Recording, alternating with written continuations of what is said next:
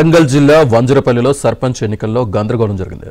సర్పంచ్ స్థానం ST సభ్యుడికి reserve అయింది. అయితే గ్రామంలో ఎస్టీ సభ్యులు లేకపోవడంతో సర్పంచ్ 3 వార్డు మెంబర్స్ ఎన్నికలు నిలిచిపోయాయి. రిజర్వేషన్ మార్చి రీనోటిఫికేషన్ ఇవ్వాలని అధికారుల్ని గ్రామస్తులు కోరుతున్నారు.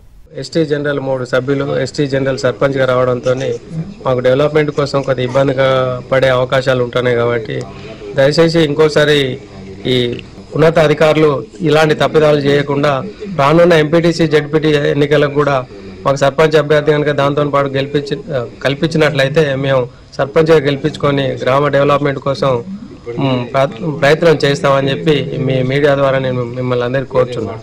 375 ఓట్లు కలిగిన మా గ్రామ పంచాయతీ సర్పంచ్ 3 వార్డులు ఎస్టీకి రిజర్వేషన్ చేస్తూ నోటిఫికేషన్ రిలీజ్ చేసింది ప్రభుత్వం. మా గ్రామంలో అసలు ఒక ఓటు కూడా ఎస్టీది లేదు.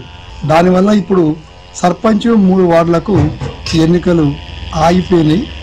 5 వార్డులకు మాత్రమే ఎన్నికలు జరుగుతున్నాయి. ప్రస్తుత ప్రభుత్వం స్పందించి ఈ రిజర్వేషన్ల మీద ఒక నిర్ణయం తీసుకొని ఎన్నికలు జరిపి ఆయంత సర్పంచులు వార్డు నంబర్లే కూడా ప్రజాస్వామ్యబద్ధంగా ఎన్నికలు ఏ ఓటరు హక్కును కాలరాయకుండా గ్రామ ప్రథమ పౌరునిగా ఉండేటువంటి స్వేచ్ఛ కోల్పోకుండా చూడాలి. ఇది ప్రభుత్వం చేయదలుచుకుంటే అయ్యే పని. గాలి కొదిలేసి ప్రజల మధ్యన వైషమ్యాలు పెంచొద్దనేదే మేము ఈ ప్రభుత్వాన్ని డిమాండ్ చేస్తున్నాం.